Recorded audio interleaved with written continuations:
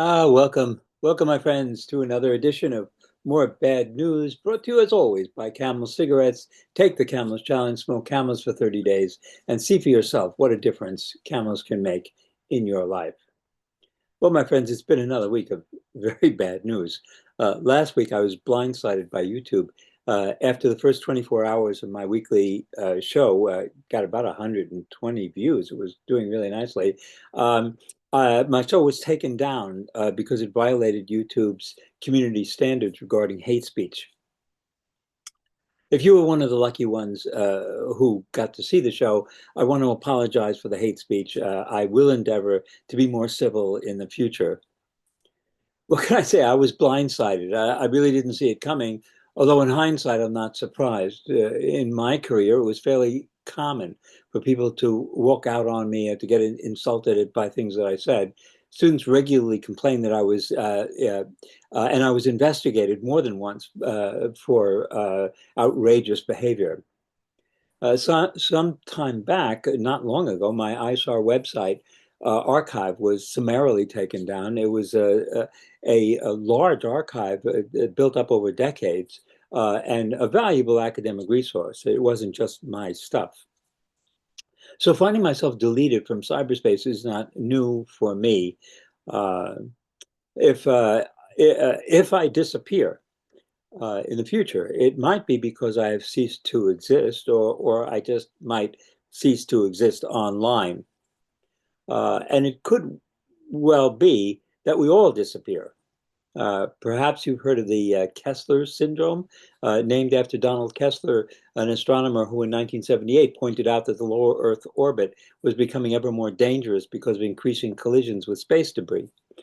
Satellites that have been decommissioned often break up or they're deliberately destroyed. Both the US and China blew up satellites in space, leaving behind thousands of little shards traveling at thousands of miles an hour, very dangerous. And there's already been numerous accidents. The space station had to be moved a while back, more than once, to avoid collision with pieces of junk. We track thousands of small pieces, but there are millions of pieces out there that are too small to track. Kessler pointed out that at some point it's just going to be impossible to keep satellites in lower Earth orbit, just as at some point it will be impossible to keep live coral in our oceans because it's too much junk down there, too hot. At the moment, Starlink is planning to launch tens of thousands of new satellites, and they're not alone. No one wants to be responsible for cleaning up the mess. Everybody is putting their money into putting more satellites into lower Earth orbit. So it's simply a matter of time before our oceans give out on us, and our satellites give out on us. We are hell bent on making life on this planet impossible. And one day, probably sooner than you think, we will all be blindsided when my show does not appear because the satellite communication system has collapsed. When that happens, all communication systems will simply cease to function. And I will be left with my archives to keep me comfy and warm. Well, they'll stone you when you're trying to be so good. They'll stone you like they said they would. They'll stone you when you're trying to go home, and they'll stone you when you're there all alone. But I would not feel so all alone. Everybody must get stoned. So this got me thinking about being blindsided. It happens all the time. We rarely see death coming, and when we do, even though we know what people in the 80s who we find out ourselves blindsided by their death. And this happened to me last week. In last week's show, those of you who saw the show, I hope you don't mind my repeating my remembrance of my dear friend, Susan Koppelman. Every once in a while, someone or something will pop into your mind, And so last week, I hadn't contacted Susan in quite a while, and I just thought of her. So I went to Google to find out what's new, and what I found out was that she had passed away October 29th at the age of 84. Last Sunday, her two grandchildren hosted a memorial service for her at the Central Synagogue in St. Louis. Maybe a half a dozen people in attendance. Um, and another half a dozen online. It was very sad to see. The very similar thing happened to my good friend Danny Gassman after he passed. That to three people at his funeral, um, and uh, and uh, and the it's um, uh, you'd be surprised that you uh, people uh, pass away who have lived very full lives, and yet they're gone and out of sight, out of mind. I met Susan in St. Louis in 1976, and my wife and I shared a home with her from 1978 to 1980. She invited me to be a judge on the Koppelman Award for Best Collection of Feminist Essays, given yearly by the Popular Culture Association. And I also worked with her on a biography of Mary Anton. So I lived with her, worked with her. She was a very dear, close friend. I am not a genius, but I know genius when I see it, live with it, and work with it. And Susan was a genius. She was brilliant and inspiring and very hard to resist. She drew talent to her home like a magnet, and she was always the central light in the room. And she was ferocious in her demand to be respected as a fat woman. She invited me to give a talk on eugenics and fat people at a conference. She organized Fat Studies program, um, and um, and she was one of the early feminists. She called me her rabbi, and she expected me to say Kaddish for her. I already say Kaddish for her son, Nathan, 1968 to 1995.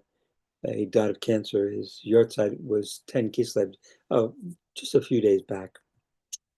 Her memory will forever be a blessing for me. And this is part of the bio that Joe Susky wrote for a memorial for her. Susan Koppelman is a pioneering feminist literary historian. She has referred to her work as literary archaeology. It has involved exhuming U.S. women's short stories from numerous sources, including early 19th century magazines, annuals, gift books, and things. What would happen is that you'd have a publication of the best short stories of 1898, and it would always include two women or three women and 48 men. And the next edition, the women would be dropped out, and you get three more women, but they would be great women writers would be regularly dropped from these collections.